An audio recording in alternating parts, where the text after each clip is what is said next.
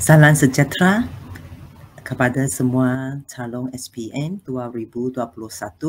Saya ialah Cikgu Lo daripada SMK Bandar Sibu. Hari ini cikgu akan mengulang kaji bersama anak murid tentang topik sains tingkatan 4. Hari ini kita akan lebih berfokus kepada kertas 2 sains SPM KSSM ya, iaitu lebih kepada bahagian A ya, bahagian A. So today we are going to do revision on section A, the questions that might coming out in section A for paper 2 Science SPM KSSM. So untuk kita berjaya dalam Science SPM ini, okay, cikgu ada beberapa tips mau berkongsi dengan anak murid ya. So number 1, apa tips pertama dia iaitu format. So untuk mendapat keputusan yang baik dalam sains, pertama kita mesti tahu tentang format dia terlebih dahulu. Ya. So apa itu format untuk sains kertas 2 ini dalam SPM? So hari ini kita lebih berfokus kepada bahagian A. So untuk bahagian A kertas 2 dia ada 4 soalan. 4 soalan. Dan setiap soalan ini banyak menguji calon tentang kemahiran proses sains. Kemahiran proses sains. Setiap soalan ini dia ada 5 markah. Antara 5 markah ini ada 4 markah dia akan menguji kemahiran proses sains. Dan 1 markah lagi dia akan menguji calon tentang aplikasi sains. Oleh itu, untuk bahagian A ini, setiap soalan ada 4 markah menguji kemahiran proses sains dan darab dengan 4 soalan. Dan ada 16 markah tentang kemahiran proses sains. Untuk bahagian A, daripada jumlah 20 markah. Oleh itu, adalah sangat penting untuk kita tahu apakah cara yang betul untuk menjawab soalan yang berkaitan dengan kemahiran proses sains. Sebab kalau kita tidak menjawab dengan cara yang betul, so ini akan menyebabkan calon kehilangan markah. So untuk mendapat grade yang cemerlang dalam SPM Sains Kertas 2 ini, sebaik-baiknya untuk bahagian A ini kita mesti dapat markah penuh. Seboleh-bolehnya. Kalau tidak pun untuk soalan kemahiran proses sains ni 16 markah, kita mesti menguasai teknik dia. Sebab kadang-kadang walaupun kita tahu jawapan tapi kita tidak tahu teknik dia menjawab, kita boleh hilang markah dari bahagian sini. So, sudah bersedia? So, kita akan mulai ya. So, tadi kita sudah tengok format untuk bahagian A Sains Kertas 2 ini ya. So, sekarang apakah tips kedua untuk mendapat grade yang lebih baik dalam Sains SPM ini? Iaitu kita mesti buat ulang kaji yang banyak. Ulang kaji. So, hari ini kita lebih berfokus kepada sains bahagian A, ya, soalan-soalan dia daripada syllabus tingkatan 4. Tingkatan 4. So today we are more focusing to do some revision on Form 4 syllabus experimental questions. So sebelum kita tengok apa itu soalan kemahiran proses sains. Soalan kemahiran proses sains dia ada banyak jenis. So skrin yang calon nampak sekarang, ada beberapa kemahiran proses sains ni, iaitu memerhati, membuat inference, mengawal pemboleh ubah, hubungan ruang dan masa, membuat hipotesis, mendefinisi secara operasi, berkomunikasi, mengukur dan menggunakan nombor, mengramal, mentafsir maklumat, mengelas, mengeksperimen. So ini ialah beberapa konstruk yang ada ya berkaitan dengan kemahiran proses sains dan banyak soalan keluar daripada sini. So sekarang kita akan tengok setiap kemahiran proses sains dia apakah contoh soalan eksperimen dari syllabus sains tingkatan 4. So for each construct ni, later on we are going to see some examples on the experiment questions. Jadi kita akan tengok yang pertama, memerhati ya. So apa soalan memerhati? Okey, contoh soalan yang selalu kita tengok ialah berikah perhatian tentang eksperimen yang ditunjukkan dalam gambar raja. What is the observation based on the diagram given above? Berdasarkan jadual yang diberi, apakah pemerhatian anda? Based on the table given, what is your observation? So ini ialah contoh soalan dia yang selalu tanya. So kalau kita tengok ada kata kunci ini pemerhatian, observation, so what are we going to write about the answers? Bagaimana kita mau tuliskan jawaban untuk soalan pemerhatian ini? Iaitu, kita tulis jawaban tentang apa yang kita lihat dari gambar raja kalau gambar raja diberi. Ataupun kita tulis apa yang kita boleh nampak daripada jadual kalau jadual diberi. Dan kita tidak payah nyatakan sebab. So we write the answers here.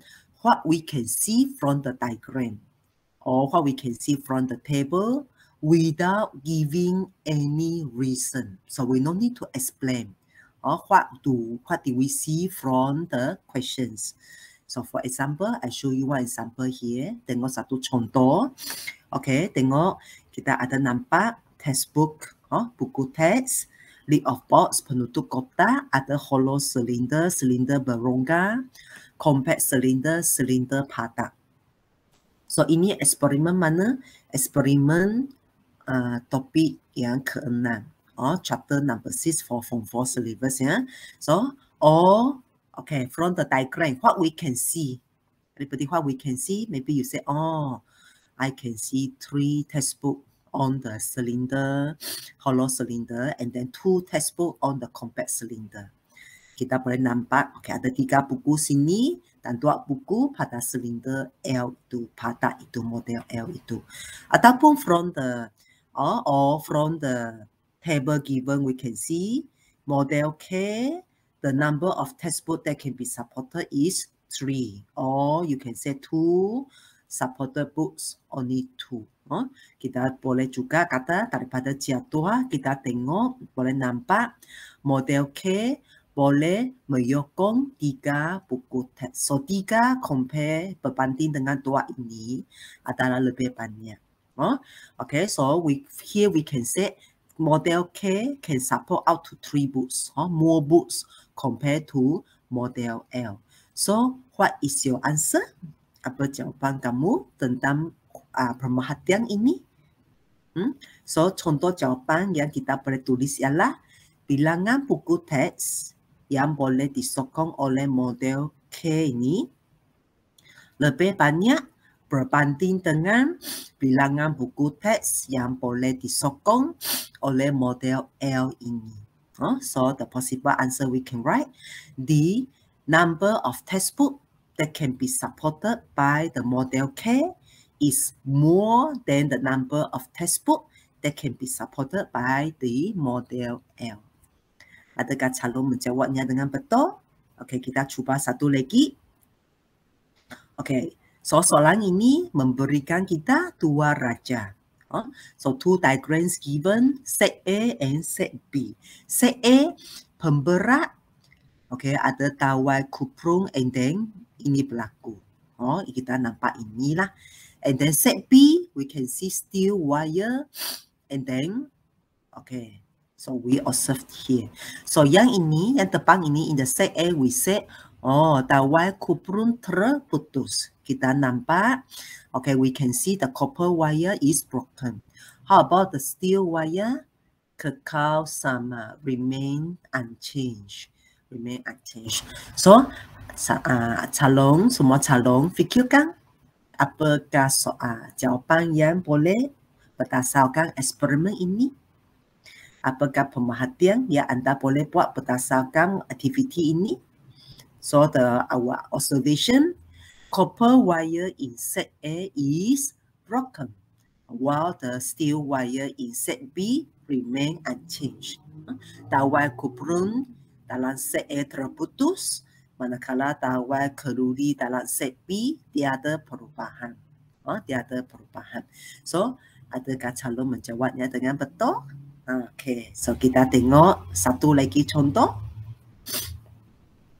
So, ada dua lagi gambar aja, diagram 1.1 and diagram 1.2. Ada dua sekarang. So, kita tengok ini ialah blok gansa. Okay, dia diketuk dengan pemukul. Lepas tu, okay, dia macam ini. So, kita nampak ini ya. Untuk raja 1.2, okay. So, untuk blok kuprum selepas diketuk, okay, dia menjadi kepingan. For 1.1, we can see that the bronze block remain unchanged. Tidak ada apa-apa perubahan. Tapi, okay, but for the diagram 1.2, we can see the copper block becomes copper plate. Menjadi kepingan kuprum. So, tengok soalan ini. Berdasarkan raja 1.1, apakah nyatakan pemerhatian anda? Based on diagram 1.1, what is your observation? So, soalan ini dia menyatakan soalan yang spesifik. Dia meminta pemerhatian yang spesifik, iaitu berdasarkan raja 1.1. Based on diagram 1.1. So, dia lebih spesifik. Dia mau jawapan untuk raja pertama ini sahaja. So, jawapan calon nanti tidak boleh tulis tentang raja 1.2 ini. So, our answer should not include the observation on the copper block. Okay, so apa jawapan anda? Okay, fikirkan. Cikgu bagi 3 saat. So, 1, 2, 3. Jadi jawapannya, blok gansa tidak berubah bentuk selepas diketuk dengan menggunakan pemukul. Ataupun, the bronze block remain unchanged after hitting by a hammer. Adakah calon menjawab soalannya dengan baik? So, 3 contoh cikgu bagi tentang soalan pemerhatian. The 3 questions I gave just now are regarding the observation question. So, calon boleh menjawabnya dengan baik. Seterusnya, kita akan tengok contoh soalan membuat inference. So, mungkin ada calon yang akan menanya, apa itu inference sebenarnya? Apakah maksud inference? What is inference? Okay, so inference itu dia meminta calon menyatakan sebab kepada pemerhatian yang telah dibuat ataupun menyatakan sebab kepada hasil ataupun keputusan eksperimen. So set the reason based on the observation or based on the product or the result of the experiment. So this is the meaning of inference. So let's see some example questions. Okay, how to answer inference. So Cikgu Lo give you the same example for the observation just now. So Cikgu Lo bagikan contoh yang sama untuk soalan pemerhatian tadi.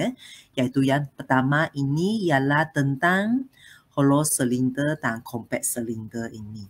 Okay, so pemerhatian yang telah kita buat tadi, bilangan buku teks yang boleh disokong oleh model K lebih banyak berbanding dengan bilangan buku teks yang boleh disokong oleh model L. So the observation that we have made just now, the number of textbooks that can be supported by model K is more than the number of textbooks that can be supported by model L. So what is your inference based on the observation that you have made? Apakah inference yang boleh kamu buat berdasarkan pemerhatian yang telah yang ditunjukkan di soalan sebelum ini.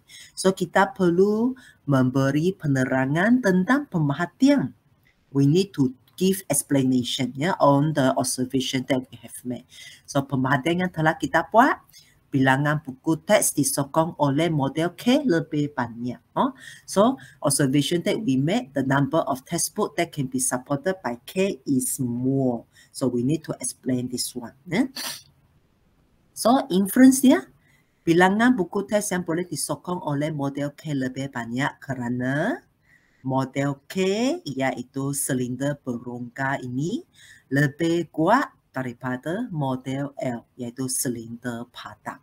So we explain the number of textbook that can be supported by model K is more because model K, okay, which is hollow cylinder, is stronger than model L, which is the compact cylinder.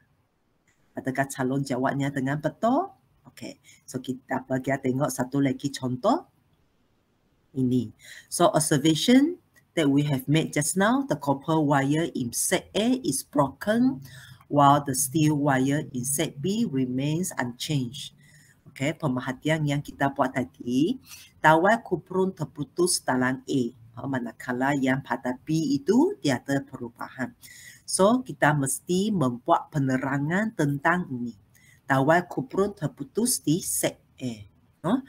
So we need to give inference, okay, based on the observation we made. Copper wire in A is broken. So apa jawapan dia? So 3 saat kita fikir. 1, 2, 3. Okay, inference dia. Dawai kupron, iaitu yang pertama ini, logam tulen, mempunyai kekuatan regangan yang lebih rendah berbanding dengan dawai keluri, iaitu di set B alloy. So the inference we do, okay, we can write copper wire, okay, is pure metal, has lower tensile strength compared with the steel wire. So this is alloy. Adakah calon menjawabnya dengan betul? Okay, kita ada satu lagi contoh inference. Ini dia. So tadi kita sudah buat pemerhatian yang spesifik. Just so we have made the specific observation based on diagram 1.1. Blok gansa tidak berubah bentuk. The bronze board remains unchanged. So ini yang kita sudah buat. Kita mesti terangkan bahagian ini. So we need to explain, okay, why bronze block remains unchanged. Kenapa di sini dia tidak ada perubahan? So kita mesti fikir ini blok gansa ini ialah alloy. Alloy. Alloy kalau berbanding dengan logam tulen. Okay, so eksperimen ini dia menguji apa? Menguji kekerasan. Betul? So this experiment dia study the characteristic of hardness. Compare the hardness between pure metal and the alloy. Okay, so okay, inference that we can write is bronze board remains unchanged because dia lebih keras. Alloy is harder. So ini jawapannya.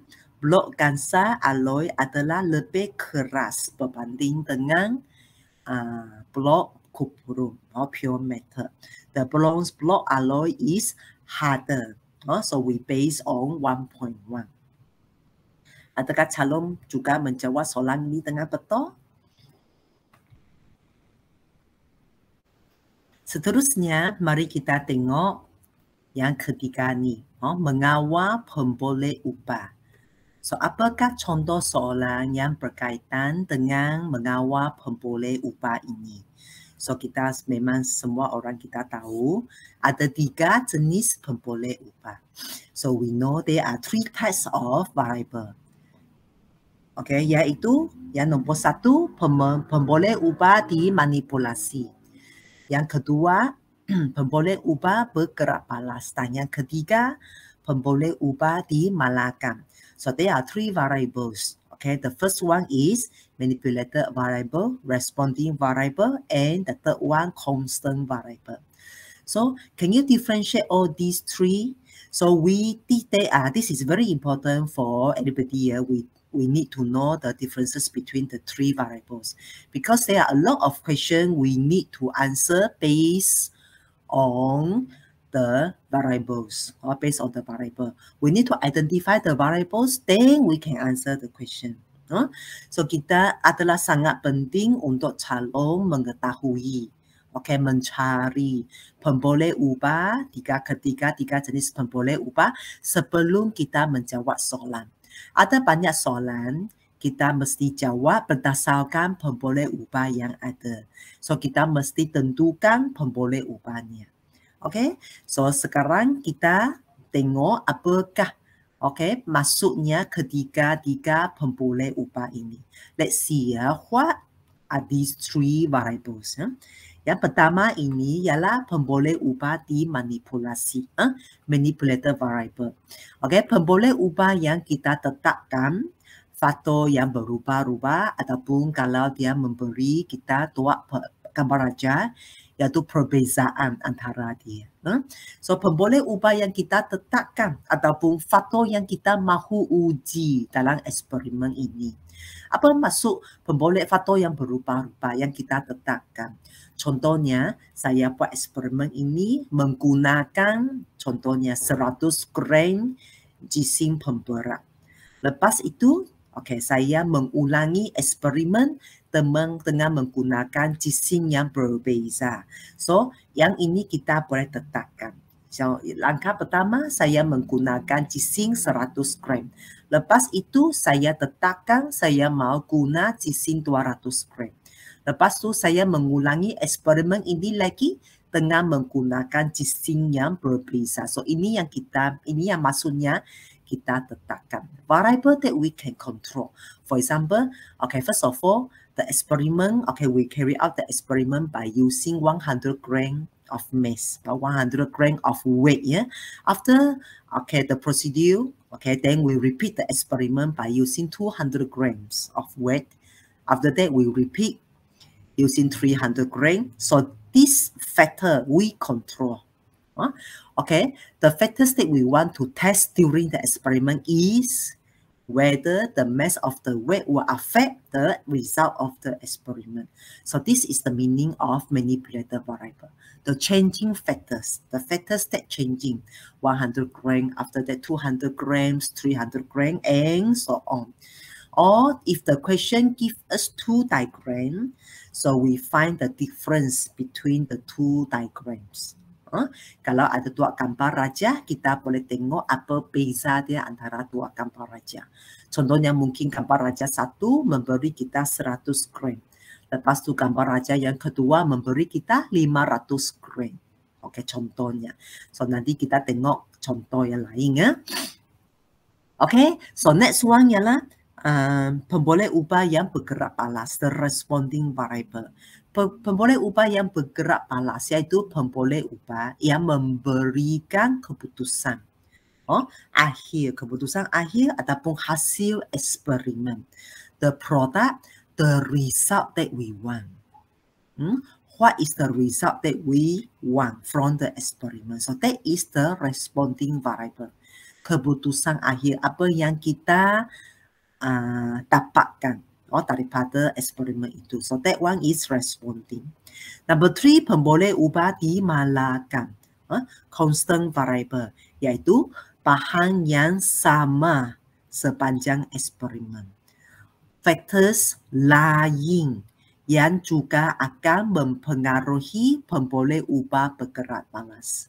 Faktor lain yang juga akan mempengaruhi keputusan akhir eksperimen. Dan faktor itu kita mesti tetapkan supaya dia tidak mempengaruhi keputusan akhir eksperimen dan data yang kita dapat dalam keputusan itu boleh dipercayai. So the constant variable is the same material for the whole experiment. Means the other factors which will also affect the responding variable. The other changing factors which will also affect the result of the experiment. So that factor we must fix for the whole experiment from the beginning until the end of the experiment, so that changing factor will not affect our result. then our data, okay, can be accepted. So that one is constant variable.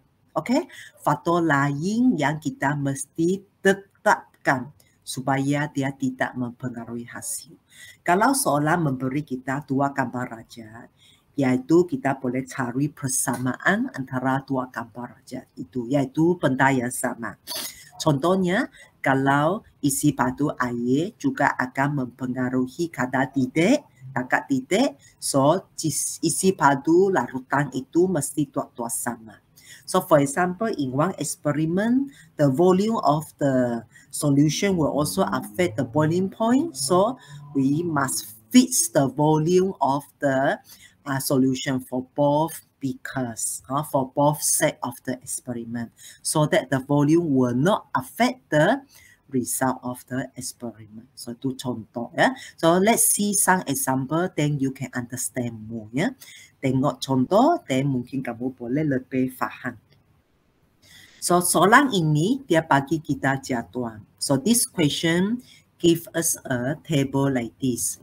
Okay, look at the table here. Jantina, lelaki perempuan, and then kadar denyutan nadi, okay, BPM ya, gender male female, and then the pulse rate. So from the diagram we can see gender and the pulse rate. So identify the variable. Which one is manipulator variable? Manipulator variable is the variable, the factors that we want to test.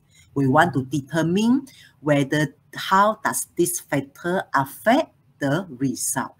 Bagaimana faktor ini dia akan mempengaruhi yang keputusan kita. Faktor yang kita mahu uji. Faktor yang kita tetapkan. So apa jawabannya? Yaitu jantina ini. Betul ya, jantina ini. Gender. So jantina ini lelaki dan perempuan. Sekarang murid lelaki jalankan eksperimen terlebih dahulu. Selepas itu, tukar murid perempuan pula yang menjalankan eksperimen. So the factors that we control, lelaki and then perempuan, lelaki dan perempuan. So kita bandingkan, perbezaan keputusan dengan ini.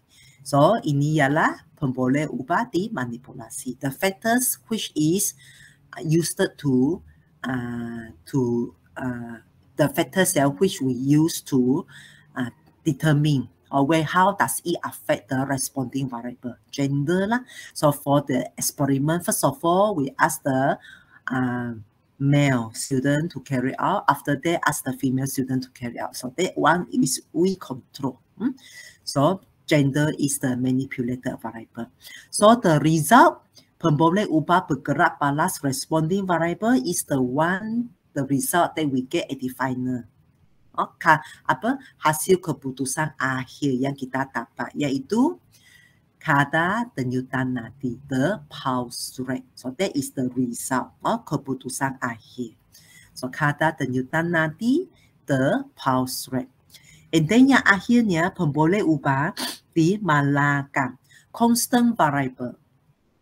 So constant variable ialah faktor lain dalam eksperimen ini yang juga akan mempengaruhi keputusan akhir. The other factors which will also affect the responding variable, and we must fix it. Kita mesti tetapkan dia. Supaya dia tidak mempengaruhi keputusan akhir.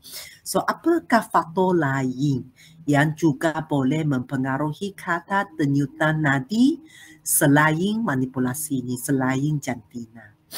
Instead of the gender, what are the other factors which will also affect the pulse rate? Okay, so we fix it. So that factor is the constant variable. So, apa faktor lain? Calon fikir 3 saat, 1, 2, 3, yaitu umur ataupun jenis aktiviti fizikal, the age and the type of physical activities. So during this experiment, so we need to find one male students and female students, and these two students must have same age. Mesti mempunyai umur yang sama untuk dua murid yang terpilih dalam eksperimen ini. Umur dia mesti sama. Number 2, ataupun dua murid ini mesti mempunyai keadaan fizikal yang sama. Bukan keadaan fizikal, aktiviti fizikal yang telah dijalankan mesti sama. Katakan mereka sudah berjalan sebanyak 3 pusingan di padang. So, dua-duanya mesti berjalan 3 pusingan di dalam padang. So, jenis aktiviti fizikal yang telah dijalankan. Ataupun dalam keadaan berehat, so kedua-duanya mesti dalam keadaan berehat. The physical activities that have been carried out by the both students must be the same. Let's say, for example, both of them must be in resting mode, or mesti berehat resting mode, or after they have been walk, for one round or whatever. So type of physical activities must be fixed, is the constant variable. So these are the 2 example answer for the constant variable. Okay, so let's see another example. Okay, mass and time taken for the oscillating practicing to stop. Okay, jising masa yang diambil untuk practicing berhenti mengayun. So ini ialah topik jising mempengaruhi inersia. The mass will affect the inertia, ya. 200, 300, 400, 500, 600 gram. And then the time taken. Okay. And then also this question give us a graph. Give us a graph. We can see y-axis here written, time taken for the oscillating practicing to stop. And then x-axis here, mass of the practicing. Kita nampak dua pasi tertulisnya y masa yang diambil untuk practicing berhenti berayun, and then pada pasi X2 jising practicing. Jising practicing. So kita nampak dalam jadual ataupun dalam graf ternyata lah tulisnya jising di sini. So jising ni kita tengok 200, 300, 400, 500, 600. Ini ialah jenis pemboleh ubah yang dimanipulasi. Manipulated variable. We control 200. After that, we repeat the experiment 300. Then repeat 400. Repeat 500. So the factors which is changing, yang berubah-ubah. The factors that we want to test, whether how does it affect the responding. Faktor yang kita gunakan untuk menguji bagaimana dia mempengaruhi result, bagaimana jising mempengaruhi masa. So that one is the manipulated variable. Jising practicing, mass of the practicing. Pemboleh ubah yang bergerak balas, yaitu keputusan akhir yang kita nampak. Responding variable, the one that the final result that we want is yang mana? The time taken for the oscillating practicing to stop. In the graph also showing the responding variable. Masa yang diambil untuk practicing berhenti mengayun. The time taken. So pada jadual ataupun pada graf, kedua-duanya mempunyai pemboleh ubah bergerak balas ini. Ini dia. Okay, so ini adalah keputusan. And then yang ketiga, pemboleh ubah yang dimalahkan. The constant variable. Iaitu faktor lain selain daripada jising ini yang juga akan mempengaruhi masa untuk practicing itu berhenti berayun. The other factors which will also affect the result. Okay, so apakah pemboleh ubah yang dimalahkan dalam eksperimen ini? Mesti tetap sama dari permulaan eksperimen sampai akhir eksperimen. From the beginning of the experiment until the end of the experiment, what is the factors that we fix or constant for the whole experiment? That one is constant variable. The length of the rod that we use to tie the plasticine. Panjang tali yang kita gunakan untuk mengikat plasticine itu. Okey, ataupun panjang kita berdasarkan soalan. Kalau soalan itu memberi kita pembaris plastik yang melekat pada plasticine, so panjang pembaris meter. We base on the question. If the question give us the diagram or the question give us a plastic ruler or used to fix the plasticine, then the length of the plastic ruler mesti bergantung kepada soalan. Okay, so cikgu tulis di sini hanya adalah satu sebagai contoh saja. So kita selalu menjawab berdasarkan soalan based on the question. Okay, another example that I want to show you is this one. Kandungan dalam beaker, contain in the beaker, and di sebelah sini keadaan latex selepas 1 jam, condition of latex after 1 hour. So sekarang kita tengok jadual diagram dulu. Raja ni ada 2 raja. So pemboleh ubah dimanipulasi. Kita carikan perbezaan dalam kedua-dua raja. We find the difference. Okay, in these 2 diagram, apa beza dia? Kita tengok perbezaan dia ini dan ini. Ethanol acid and the ammonia solution. So these 2 are different. No? First beaker we add in ethanol acid. Meanwhile, the second beaker we add in ammonia solution. So this is different. The content in the beaker. So pemboleh ubah dimanipulasi. Okay, acid ethanol dan larutan amonia. Ethanol acid and ammonia solution. Ataupun kita tulis kandungan dalam beaker. Contain in the beaker. Okay, so the manipulator variable, the factors that we use here to test the effect of the responding variable. So in this experiment, we want to study the action of acid and the action of alkaline on the latex. So acid, action of acid, action of alkaline. So that is the factors that we want to test. Faktor yang kita mahu uji iaitu tindakan acid dan tindakan alkali terhadap latex. So kedua-dua ini, acid dan alkali ini ialah manipulasi, pemboleh ubah dimanipulasikan. And then kita tengok, okay, pemboleh ubah bergerak alas. Responding variable means the variable that, okay, showing the result. The final result ialah apa? Kita mau tengok apa? Keadaan latex itu. The condition of latex after 1 hour. Sama ada dia tergumpal ataupun tidak tergumpal.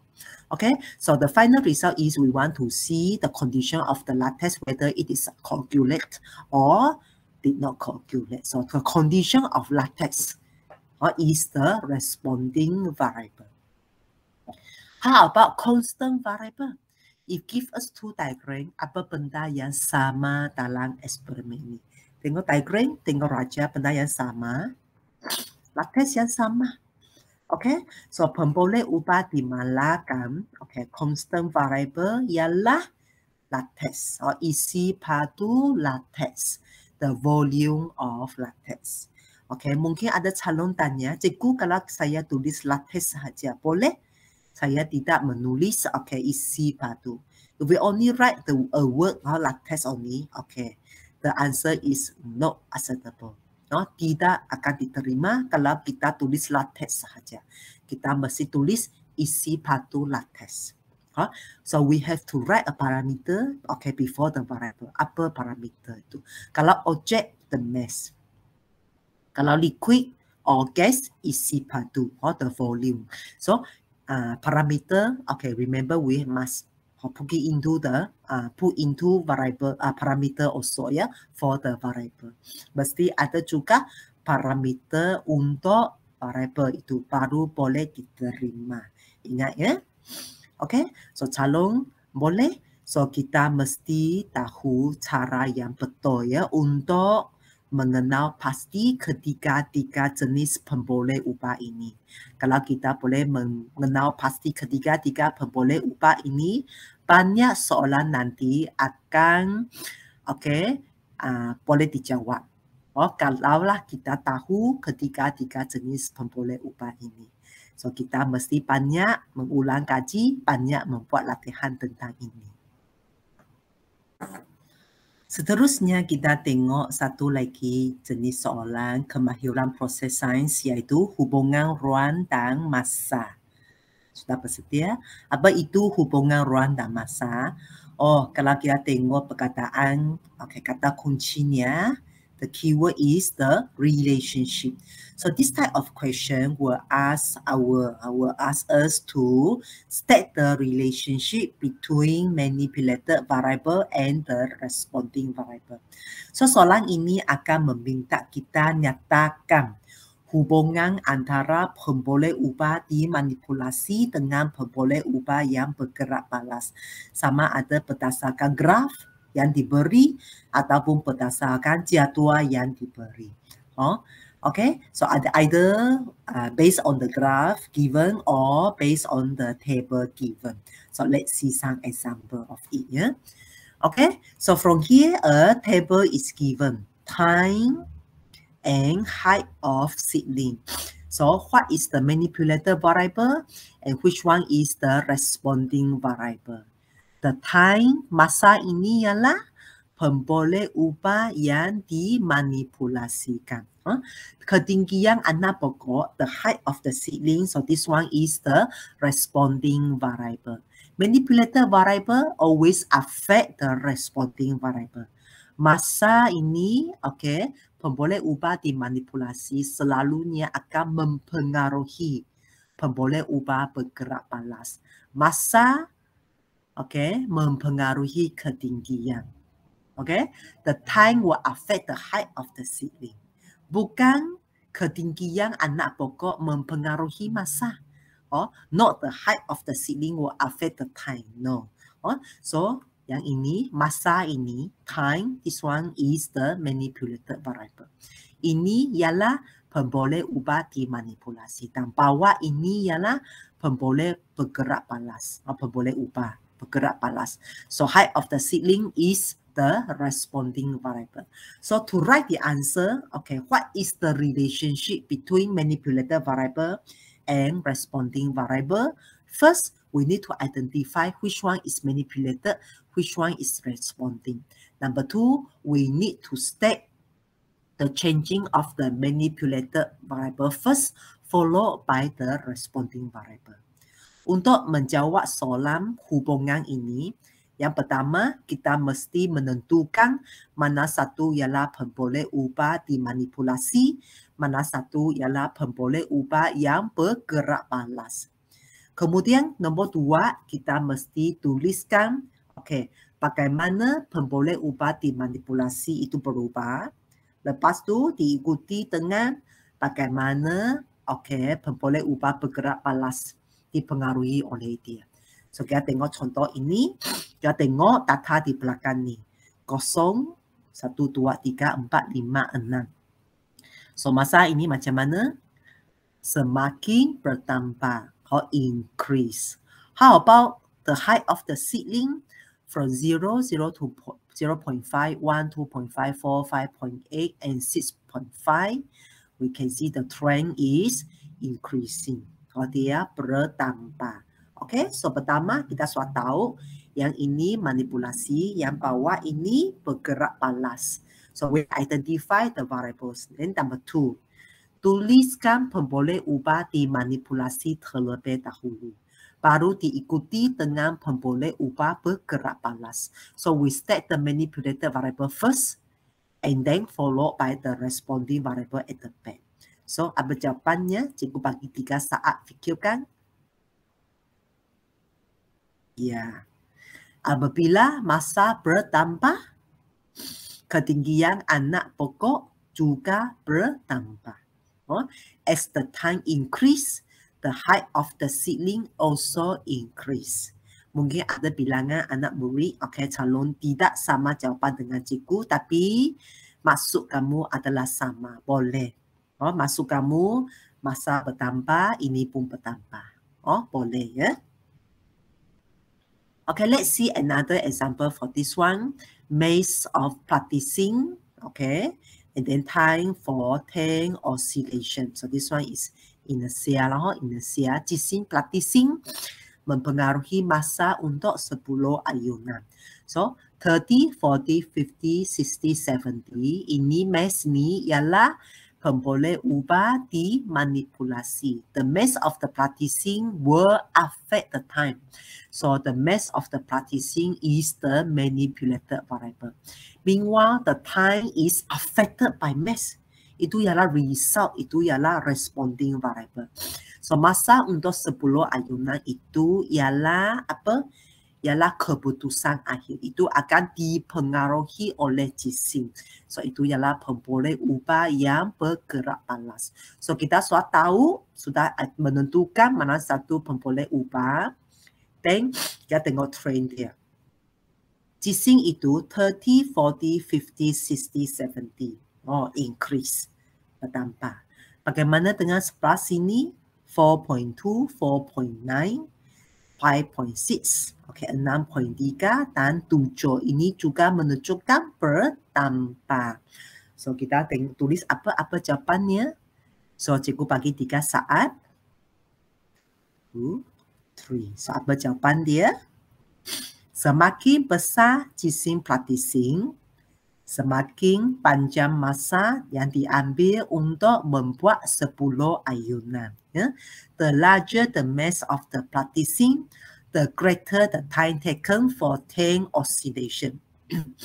Asalkan masuk calon adalah sama dengan cikgu punya, boleh diterima.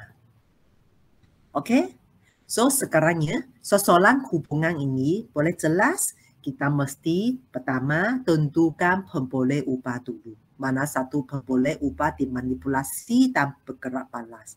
First, identify the both variables, and then second, state the manipulated variable first, followed by the responding variable. Nyatakan pemboleh ubah dimanipulasi terlebih dahulu, baru diikuti dengan pemboleh ubah yang bergerak balas. So, cikgu bagi satu lagi jenis soalan, iaitu tentang tujuan. And ini pun okay, sama dengan cara dia lebih kurang sama dengan yang tadi, yang membuat hubungan. Oh, okay, the question, okay, asking about the aim of the experiment. Okay, exactly the same as the one, okay, state the relationship. And tujuan, purpose to carry out the experiment. Okay, to study, to show that, to determine, untuk menguji, untuk menentukan, untuk mencari, okay, untuk mengkaji apa. So we state the manipulated variable first, followed by the responding variable. Nyatakan pemboleh ubah terlebih dahulu. Oh, bagaimana untuk mengkaji, okay, pemboleh ubah dimanipulasi. Bagaimana dia mempengaruhi pemboleh ubah yang bergerak balas. To study, okay, we write manipulated variable first. To study manipulated variable, how does it affect responding variable?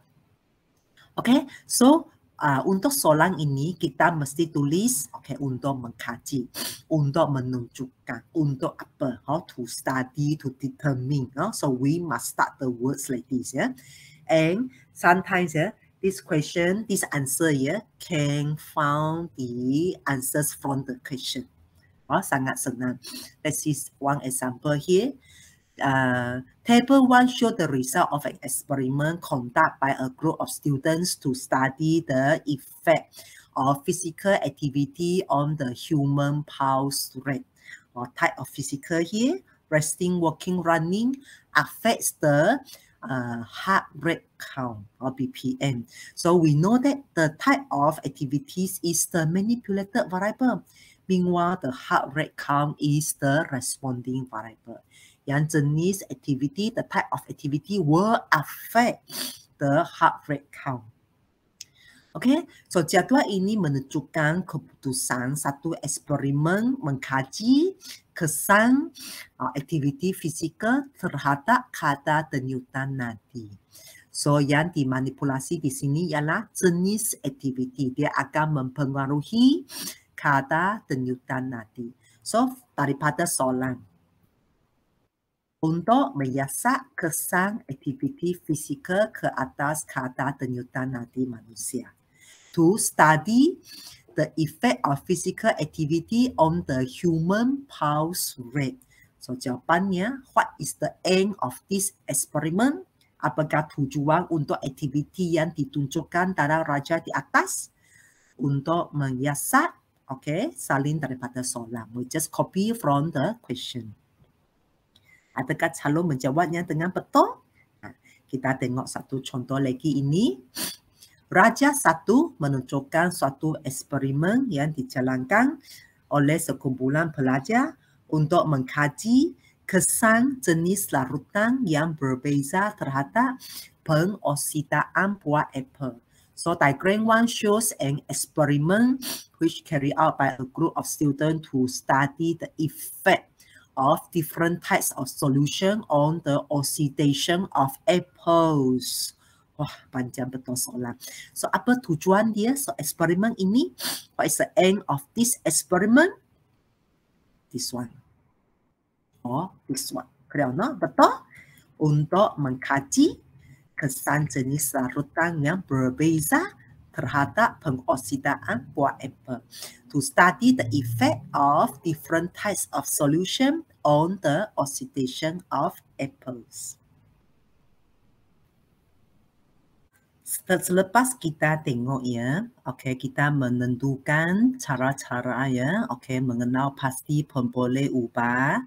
Lepas tu kita tulis hubungan antara pemboleh ubah dimanipulasi dan pemboleh ubah bergerak balas. Dan sekarang, kita tengok satu jenis lagi soalan yang memerlukan kita menentukan pemboleh ubah terlebih dahulu ya, sebelum kita buat jawapan, iaitu soalan membuat hipotesis. So now we go to see some questions about regarding the hypothesis.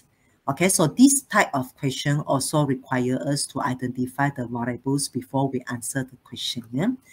Okay, membuat hipotesis, making hypothesis ya, iaitu hubungan atau perbandingannya antara pemboleh ubah dimanipulasi dan pemboleh ubah yang bergerak balas.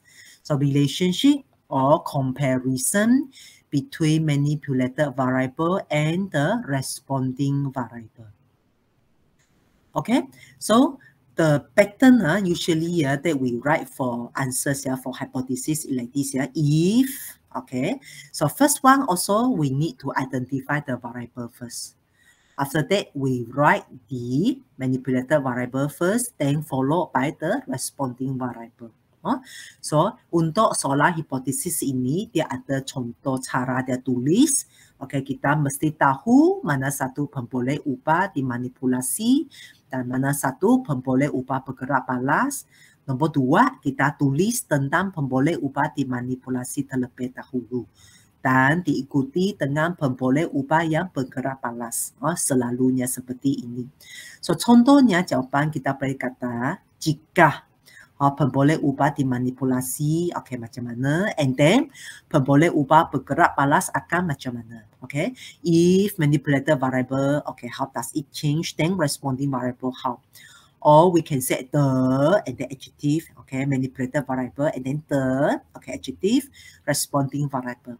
Okay, semakin, okay, macam mana perubahan pemboleh ubah dimanipulasi, semakin macam mana perubahan pemboleh ubah bergerak balas. Ataupun kita tulis apabila, okay, pemboleh ubah dimanipulasi, macam mana dia berubah, and then pemboleh ubah bergerak balas, macam mana dia berubah. Okay, when, okay, manipulated variables, okay, increase lah or decrease, then responding variable, how does it change? And then di sini another one, number 3, cikgu mau bagi tahu murid-murid untuk hipotesis, we never write common hypothesis. Kita tidak boleh tuliskan hipotesis yang umum. Apa itu hipotesis yang umum? Okay, let's see some example ya.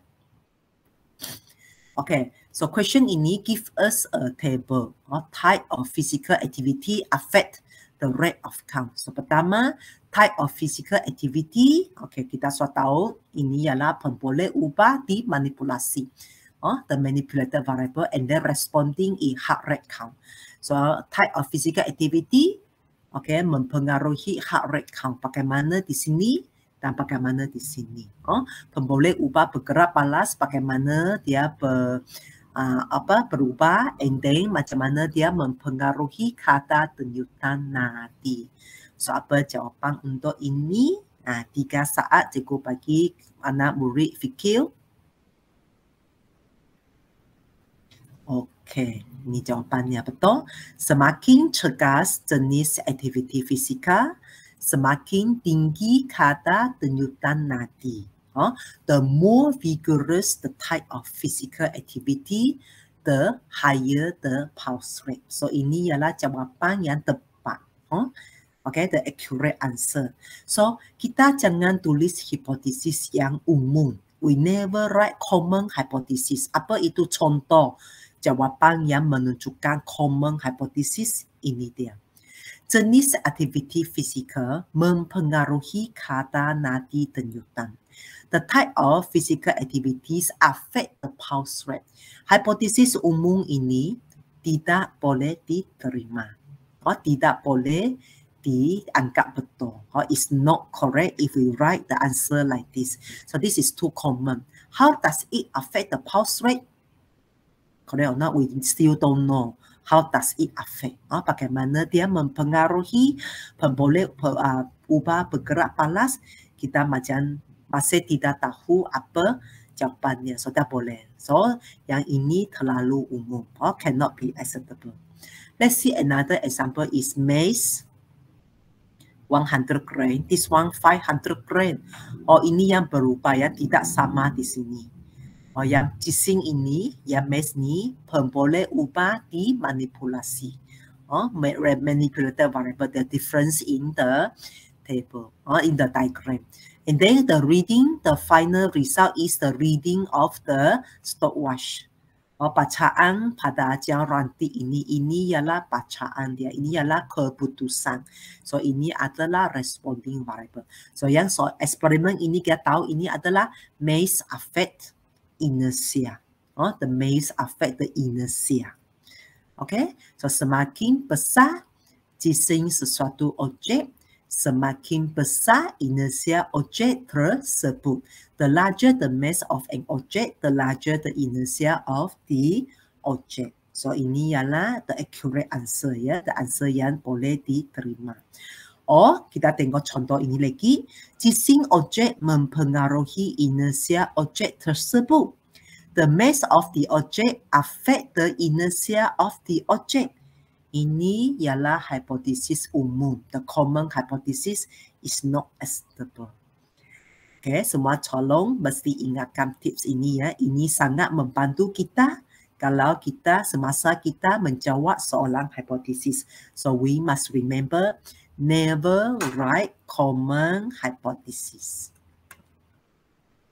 Seterusnya, kita tengok satu lagi jenis soalan yang selalu keluar dalam bahagian A kertas 2 ya. Another type of question always asked here in the section A of paper 2 is this one. Mendefinisi secara operasi, operational definition. So what is operational definition? Apa itu soalan mendefinisi secara operasi? Menerangkan definisi ataupun maksud sesuatu konsep itu berdasarkan hasil eksperimen ataupun berdasarkan pemerhatian dalam eksperimen, berdasarkan keputusan ataupun berdasarkan pemboleh ubah yang bergerak balas. So the question require us to explain the definition. Explain the meaning based on the product or based on the observation made from the experiment, based on the final result, based on the responding variable. So for this operational definition question, there is way how we write the answers. Ada satu cara bagaimana kita jawab soalan definisi secara operasi iaitu sedemikian. Ya. Okey, apa benda? Okey, ialah apa benda? Okey, so kolom pertama. The first column here, what should we write? Usually we write about the concept. Apa konsep yang dia tanya? Apa benda yang dia soalan itu tanya? Contohnya, berikan definisi secara operasi bagi logam tulen. So, logam tulen ialah jawapan untuk kolom pertama ini. For example, give an operational definition for a pure matter. So, pure matter we write at the first column here. So, that one is the concept yang dia tanya. Apa yang dia tanya itu? Ialah. So, ialah is a, ialah apa? So this one, there are various words which is suitable. Like we base on the concept that it asks. Like just now, the pure matter, then pure matter is a substance. Kalau logam tulen, dia adalah satu bahan. Kalau dia apa? Denyutan nadi. Ialah satu proses. Denyutan nadi. Okay, the pulse rate is a process. Whatever. So based on the question. Okay, kita boleh kata bahana proseslah keadaan. Larutan, ya. Substance, solution, condition, and so on. Based on the question, ya. And then, yang menyebabkan. Yang menghasilkan. Okay. Yang ditunjukkan. So kita sambung ayat, ya. Which, okay, cause. That cause. That produce. Which shown by apa? Okay, yang kolom 3 ini, what do we see? Apa yang kita nampak? Yaitu responding variable di sini. Kita tuliskan apa pemerhatian dia di sini. Apabila yang final itu, kita mesti tulis what we do. Apa yang kita buat sehingga mendapat result itu, the operasi itu. Operasi itu. So kita tengok contoh. Mungkin kita boleh lebih faham. Ini dia. Paku keruli ialah alloy. Nyatakan definisi secara operasi bagi alloy. Steel nail is an alloy. Give operational definition for alloy. So untuk ini konsep kita sudah tahu ialah alloy. So, kita mesti tahu pemerhatian dia. So, kita balik kepada jadual yang diberi. Tengok result yang diberi. So, alloy. So, ini di sini kita mesti tentukan mana satu adalah alloy. So, from here, we need to identify which one is alloy. Iron nail or steel nail? The answer is the steel nail. So, kita mesti tentukan mana satu ialah alloy dulu. Paku keruli. Dan jawapan yang kita mahu, kita mesti tengok yang bawah di sini sahaja. So, we can only state this one. Ini tidak boleh. Tidak mau tengok atas, ya. So, kita tengok, okay, isi tempat kosong dalam rangka jawapan itu. Alloy ialah, okay, konsep dulu, ya. Alloy ialah, apa? Alloy ialah apa? Alloy ialah satu bahan. Satu bahan, and then diikuti dengan apa? Pemerhatian. What you see. Apa yang kamu nampak? What you do. Apa yang kamu buat. So, kita nampak apa? Paku keruli ini tidak berubah warna. Warna dia tidak ada ubah. Okay, so untuk eksperimen ini contohnya kita letak dalam larutan garam. Okay, ialah bahan yang mana keadaan paku tidak bertukar warna apabila direndam dalam larutan garam. So, what we see, apa yang kita nampak, paku tidak bertukar warna. What we do, rendam dalam larutan garam. Okay, so we write here, steel nail. First of all, we need to identify the concept alloy. And then which one is alloy? Steel nail. Okay, so alloy is a substance, and then we follow the answer. The following answer is what we see, what we do. So what we see the color did not change. What we do, for example, this experiment, we put the nails in the test tube containing salt solution. So alloy is a substance, okay, which the condition of nail did not change when immersed in the salt solution for 3 days, for example. Okay, so jawapan ini mesti ada what you see, apa yang you nampak, what you do, apa yang you sudah buat. Oh, mesti ingat yang ini ya. So, ini ada sedikit kesusahan. Oh, kita mesti banyak benda yang perlu tentukan dulu sebelum kita tulis jawapan. Kita tengok satu contoh lagi. Jus limau ialah bahan antioksidan. Nyatakan definisi secara operasi bagi bahan antioksidan. Lime juice is an antioxidant. Give the operational definition for antioxidants. So, tengok jadual yang dia diberi. Lime juice ialah antioxidant. So, konsep yang dia tanya, the concept that the question want to ask is antioxidant. Bahan antioksidan itu. So, and then, okay. So, what you see? Apa yang kita nampak? So, mana satu ialah antioksidan, dia kata lime juice. Soalan ini lebih senang. Dia sudah bagi tahu lime juice. So, lime juice ini, tengok color dia. Okay, tengok. So, kita tengok ini sahaja. Oh, lime juice. Jus limau ini saja. Yang bawah ni jangan tengok. Oh, jangan dilihat. So, lime juice tidak ubah warna. Oh, the color, okay, did not change. Okay. And then prosedur dia katakan kita letakkan dalam larutan. Ya? Okay. Bahan antioksidan ialah bahan. Ialah bahan. Ada mungkin kena di sini ialah larutan kan. Kita berkata ialah larutan pun boleh. Ya? Okay. So apa yang kita tengok. Boleh ubah bergerak palas ialah warna tidak berubah.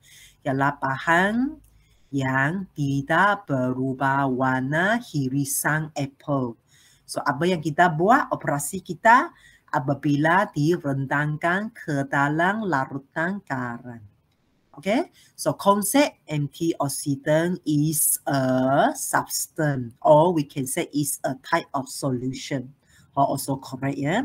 Then, the one that we see, or the observation, or the responding variable is the colors, okay, on the apple slide do not change, which did not change the color on apple slide. And then what we do, okay, for example, in this question, salt in the salt solution.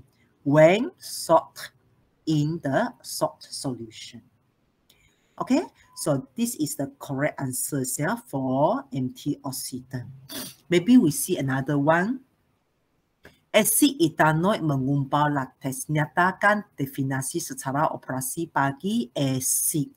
Etanoik acid coagulate latex. Give the operational definition for the acid.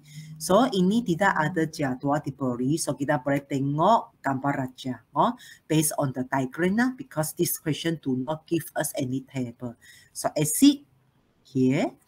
And then the result, coagulate the latex. So, asid ialah apa? Asid ialah bahan boleh, ialah sejenis larutan boleh. Macam mana?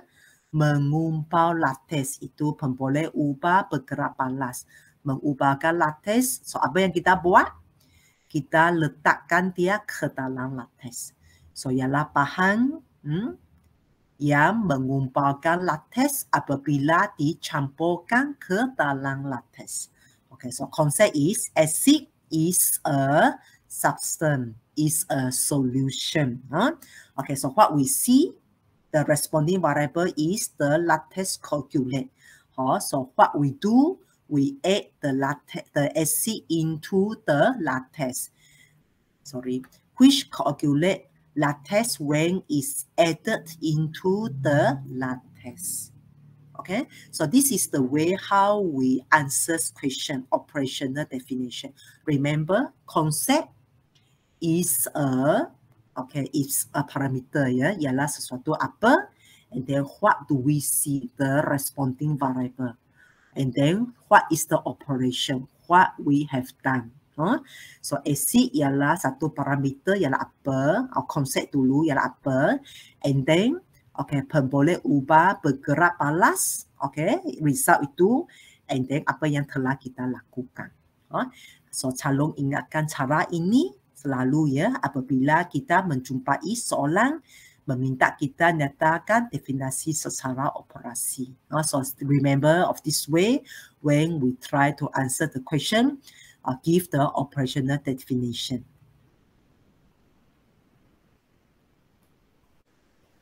Okay, so sekarang kita teruskan ya. Kita jangan berhenti ya. Kita teruskan ya untuk tengok beberapa lagi contoh soalan kemahiran proses sains berkomunikasi. So apakah soalannya jenis berkomunikasi ya? Iaitu dia meminta calon mempersembahkan maklumat ataupun data dalam pelbagai bentuk. So jawab soalan yang selalu kita jumpa ialah minta kita lukiskan graf. Ya. The present ask us to present the information or data in various form. Usually it will ask the candidates to draw graph. To draw graph. Okay, so for example, this type of question. Okay, this is the question regarding the variation. Variation. So complete the table. So how do we do this question? Okay, right? 154, where is 154? Okay, here. So we close it and then we draw a line here. 159 di mana? Di sini. Okay, so this is 159. 167, here we close it. 167. 160. Okay, here 160. 173, where is it? 173. Okay, here 173. 159, 159 here. Okay, so kita mengulangi setiap data seperti ini. 170 di sini. 156 di mana? Di sini. Okay, 150 sini. 164, okay, sini. 166 sini. 161 di sini. And then teruskan. Teruskan. Okay, then finally we can get this one. So and then next step, we calculate how many lines we have drawn here. Kirakan berapa garis yang kita sudah lukis. 1, 2, 3, 4. 4 garis. So here ini satu kumpulan, ini 5. 1, 2, 3, 4, 5. So 5, 6, 7. Okay, the whole group here is 5 lah. 1, 2, 3, 4, 5, 6, 7, 8, 9. 5, 6, 1, 2, 3, 4 finally. Okay, after this one, we never go to B. Okay, but there is one precaution steps ya. Kita mesti buat. Ada satu cara. Okay, berhati-hati kita mesti buat. Jumlahkan semua data di bawah. We total out all these. 4 plus 7 plus 9 plus 6 plus 4. Jumlahkan semua di sini.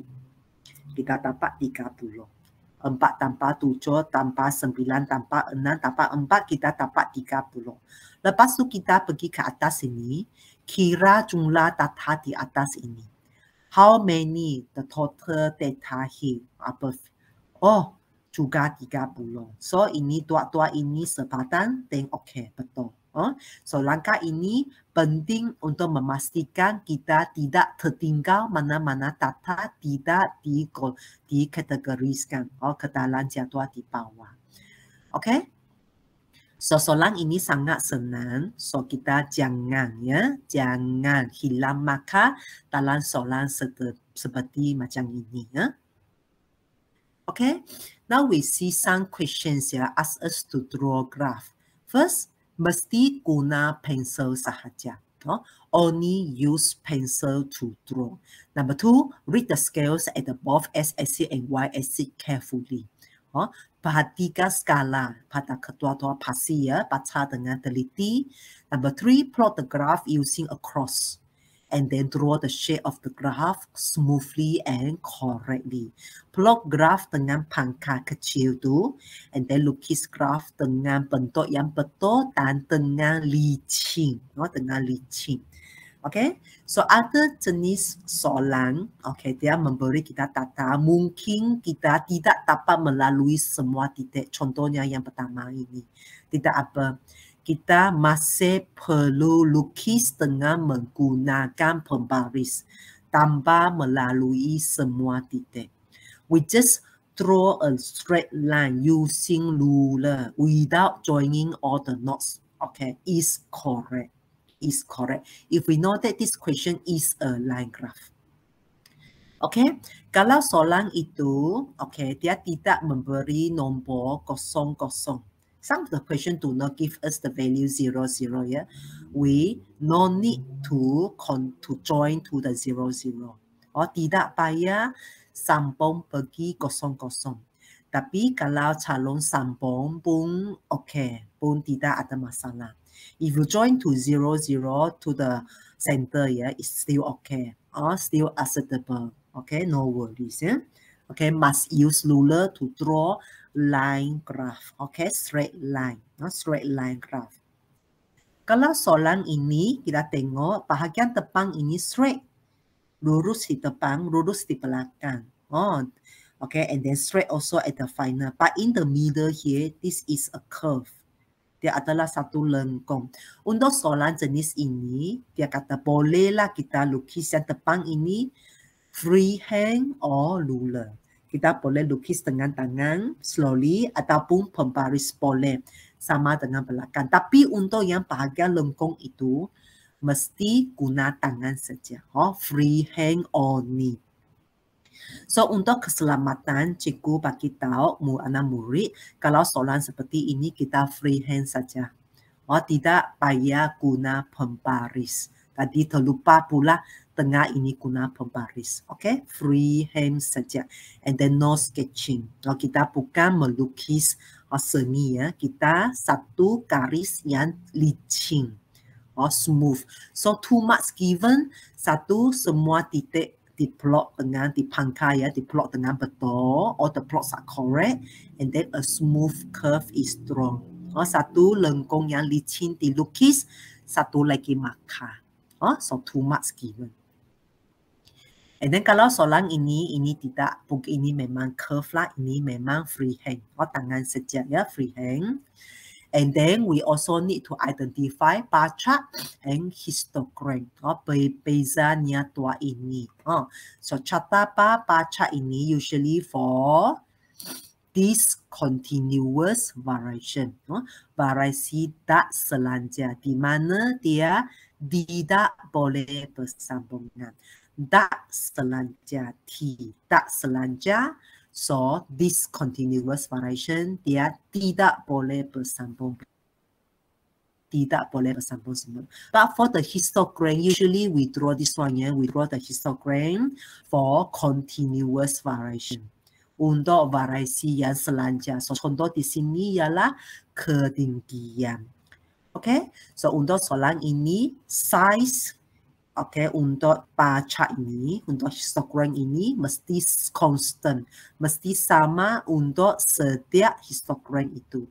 Mesti sama besar size, ya, untuk setiap bar chart itu.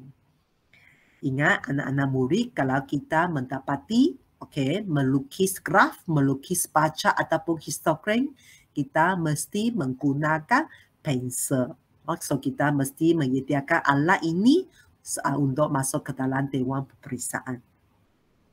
Seterusnya kita tengok soalan kemahiran proses sains yang menguji, mengukur dan menggunakan nombor. So apakah contoh soalan seperti ini? Okay, iaitu jawapan yang kita tulis itu mesti ditulis dengan tepat dan mempunyai unit. The answer that it requires must be accurate, okay, by using ruler, for example, and must have unit. So let's see some example of this one, ya. Masa yang diambil untuk memperoleh 30 denyutan jantung. Time taken to obtain 30 heartbeats. So given us diagram like this, after the student have run for several laps, ya, sudah berlari untuk beberapa pusingan. So untuk yang pertama ini, okay, baca yang rantik ini. So ini, okay, 5, 10, 15. So this one is 5, 10, 15 seconds. So ini, so this digital stopwatch. This stopwatch showing 10 seconds. S, where is the S? In the question give us the unit already, so we don't need to write the unit. If the question do not give us unit like this, so we need to write a unit. So this one how many? 10, 11, 12. This one is 15, 16, 17, 18, 19, 20 seconds or 20. Okay? And then this one is thermometer reading. So we read the reading of the thermometer, ya, membuat bacaan thermometer. So this one is 35, 35. And then this one is 44. Okay, 54 dan 72. So bila kita membaca ini, berhati-hati kita mesti gunakan pembaris. Okay, lepas tu ukur dengan betul, ya. Baca dengan teliti. For example, another one is this one.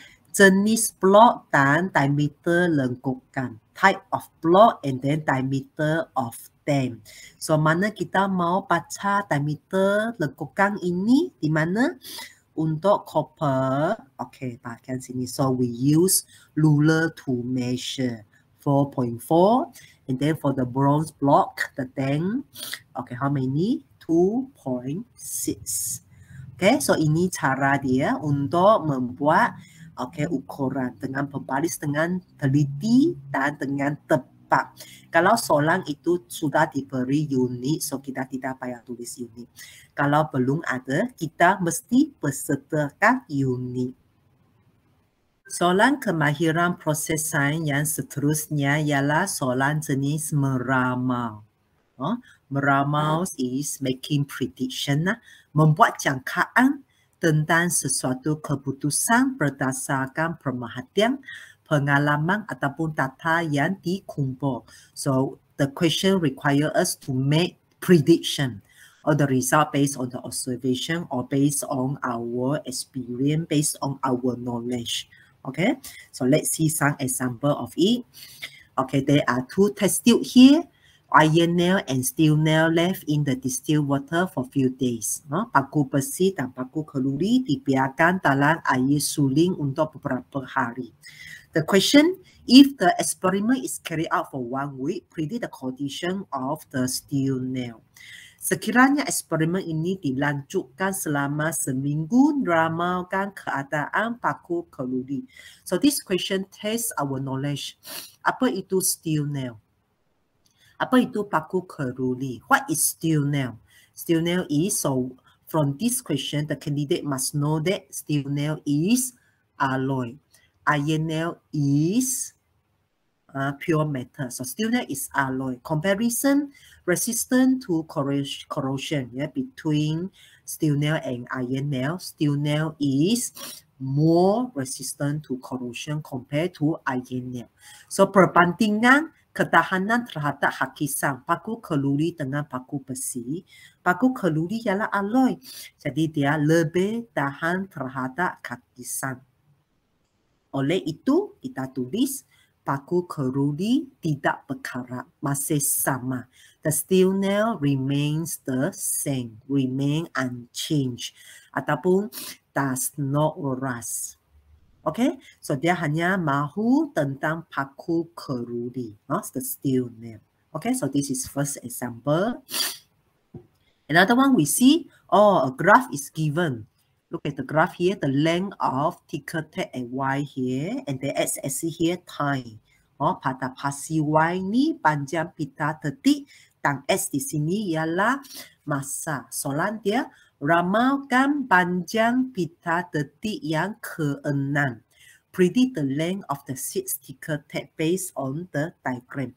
So based on the diagram, kita tengok pita detik 1, pita detik 2, and then the thicker tape 3, thicker tape 4, thicker tape 5, and thicker tape number 6 kita mau tentukan. Kita mau ramalkan. So we need to see the trend. How much is the increasement of each length of thicker tape?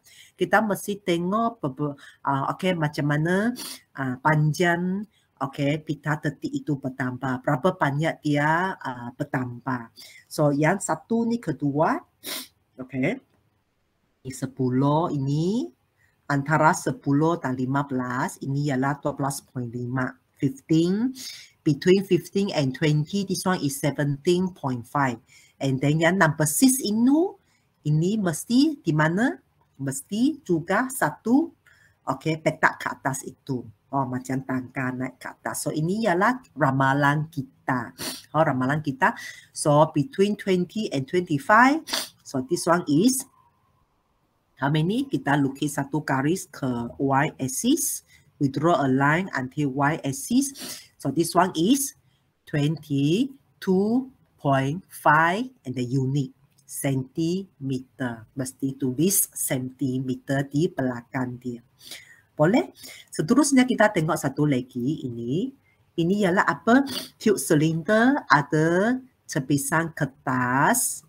Tengok gambar jadual di sini. Kehadiran utara, masa yang diambil untuk cepisan kertas untuk jatuh ke penutup getah. So, ramalkan masa yang diambil untuk cepisan kertas untuk dia jatuh ke penutup getah ini. Predict the time taken for the pieces of paper to fall on the rubber stopper. So, in the table given, it said that if there is presence of A, kalau ada utara, then how many seconds? 5. Sekarang, minta kita ramalkan. Kalau tidak ada utara, if in the absence of A, dalam keadaan vakum. Dalam keadaan vakum, tidak ada utara. Tidak ada utara, tidak ada rintangan. Tidak ada rintangan, masa dia jatuh lebih pendek. So in the present, in the absence of air, there is no air, so no air resistance. So the time taken for the object to fall is shorter. So di sini kalau lebih pendek, ini 5, so kurang daripada 5. For example, 2. Or you can write 3 or 4 pun boleh. Okay, so ini ialah seorang prediction based on our knowledge, based on our experience, or based on the concept that we have learned. Then we can answer the question well. Berdasarkan apa yang kita sudah pelajari dalam buku, dalam syllabus, eksperimen yang kita pernah buat, memang kita boleh menjawab soalan ini dengan senang. Seterusnya, kita tengok satu lagi contoh kemahiran prosesan iaitu mentafsir maklumat. Kita tengok apakah contoh soalan seperti ini iaitu memberi penerangan yang rasional terhadap objek peristiwa ataupun pola daripada data yang dikumpul. So the question require us to provide a rational description of the object. Let's see some example of this one. Okay, given us a table, student A, B, C, D, E, and also give us the mass of each student and the height of each student respectively. And also calculate the BMI of us already. Sudah diberi jisim, ketinggian, dan sudah diberi indeks jisim badan untuk setiap murid ini. Berdasarkan jadual, murid yang manakah mempunyai jisim badan yang unggul? Based on the table, so which student has desirable weight? So apa itu desirable weight? Yaitu jumlah BMI dia mesti antara 18 sampailah tidak boleh melebihi 25, betul? So kita mesti tahu dulu apa itu jumlah desirable weight. Apakah badan unggul, berat badan, jisim badan yang unggul itu berapa jumlah dia dulu. So amount di sini, so kita mentafsir. Pilih yang mana? Jawapannya ialah yang mana satu? Iaitu student E, murid E ini, iaitu 23.46. This one, So 18.2A, 18.03. Student A and B, so this one is underweight lah. Dia terlalu ringan ni. C ni 25 ni sudah over 25, sudah melebihi 25, so ini ialah overweight. And then D ini sudah melebihi 30, so ini ialah obesity. So ini ialah jenis soalan mengadaptasi maklumat. Yang pertama, kita tengok satu lagi. Okay, jenis aktiviti, bagi 3 jenis aktiviti and then the heart rate count. Okay, based on the table above, which students has the highest heart rate in all the activities? Paling tinggi. Yang mempunyai kadar denyutan yang paling tinggi dalam semua aktiviti. Wah, very easy. Senang ya tengok soalan dia. Yang mana paling tinggi? 69. Ini mana paling tinggi? 699 ini. So jawapannya ialah murid D. Student D. Satu lagi ini, bilangan murid ini ialah kebolehan menggulung lidah. Ini variasi tak selancar, ya, discontinuous variation. Okay, berdasarkan carta, nyatakan jenis dia. So, state the type of variation. Variasi tak selancar, discontinuous variation. Okay, boleh? So, soalan jenis ini pun selalu akan keluar dalam bahagian A kertas 2. So, this type of question will always come out also in the paper 2 section A. Harap murid jangan hilang markah dalam soalan sedemikian. Okay, next we go to another type of question, mengelas. Mengelas ni ialah classify lah. Kebolehan mengenal pasti, mengasingkan, mengumpulkan objek ataupun fenomena kepada kumpulan masing-masing berdasarkan ciri sepunya yang betul. So, ability to identify, separate the object, separate the phenomena to the respective group lah, based on the common characteristics. So, let's see some example of this one. Jenis kebakaran yang manakah sesuai dipadam dengan menggunakan alat pemadam jenis karbon dioksida? So, tandakan yang betul ya. Which type of fire can be extinguished by using the carbon dioxide fire extinguisher? So, tick for the correct answer. So, ini juga memerlukan kemahiran kita. So, kita tick jawapan yang betul sahaja. So, mana yang boleh dipadam dengan menggunakan karbon dioksida sahaja? Which one? B, okay. C, E dan F. Kita mesti tip semua jawapan yang betul. Tidak boleh tinggal satu. Ya. Tengok satu lagi ini, diberi satu graf. Organisma yang manakah di bawah ni mempunyai lengkung pertubuhan seperti yang ditunjukkan dalam graf ni. So, which of the following organism have the same growth curve as the graph? So, ini ialah apa?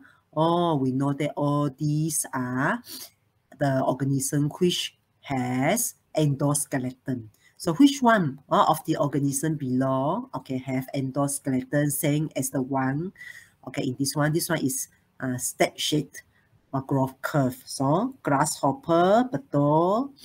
Betul kan? Betul. Udang, prawn juga betul kan? Tapak Sulaiman, starfish. Okay, starfish ini ialah hydrostatic. So, ini bukan. Lipas cockroaches, correct, betul. So, ada 3 jawapan yang betul. Ya? And then another one, tandakan larutan yang boleh digunakan untuk menggantikan jus limau yang menyebabkan perubahan warna irisan apple dalam eksperimen. So, we choose the solution that can be used to replace the lime juice. Okay, lime juice ialah apa? Jus limau ialah bahan beroksidaan, antioxidant. So which one is antioxidant here? Ini jawapannya, lemon juice. So ini soalan, contoh soalan mengelas. So soalan classify. So hopefully everybody can score this type of question very well. So akhirnya ada satu lagi soalan kemahiran proses sains iaitu mengeksperimen. So hari ini Cikgu Loh tidak akan membincangkan banyak tentang soalan mengeksperimen ini ya. Sebab mengeksperimen ini dia akan menguji calon di bahagian C iaitu soalan esei soalan ke-11. So this kemahiran proses sains question ya, mengeksperimen okay, will be testing okay, the candidates here to write essays in question 11 in the section C. So today I do not focus on this one. Yeah. So we have go through all the kemahiran process science question that will be coming out in section A. So kita semua sudah melalui contoh-contoh soalan kemahiran proses sains yang mungkin akan keluar dalam bahagian A. So pertama kita sudah tahu format, kedua kita sudah bersama-sama buat ulang kaji. So selepas ini, okay, semua calon mesti selalu buat ulang kaji di rumah. Jangan setakat di sini sahaja. We always need, okay, after we know the format, number 2, we must do on revision frequently. Selalu mesti buat ulang kaji. Tips ketiga, Cikgu Lo mau share bersama anak murid ialah kita selain buat revision, kita mesti buat banyak latihan. Kita mesti buat banyak latihan supaya kita lebih mahir lagi dalam cara menjawab soalan bahagian A. So we need to do a lot of practices of this type of question so that we know well, we can answering well, we know better about the skill, how to answer the question so that we won't lose mark in this part. Jangan hilang markah dalam bahagian ini.